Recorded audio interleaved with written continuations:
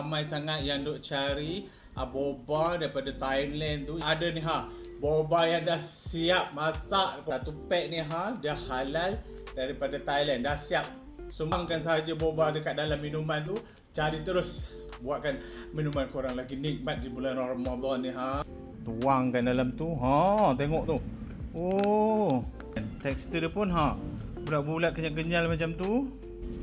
Dah tak perlu dah nak rebus. Nampak?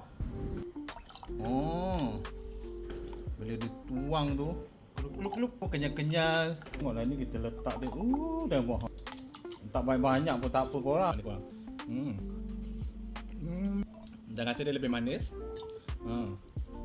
Kalau kau nak dapat biji boba yang dah rebus macam ni, boleh terus makan, tak perlu nak berjam-jam. Boleh tengok dekat beg kuning aku.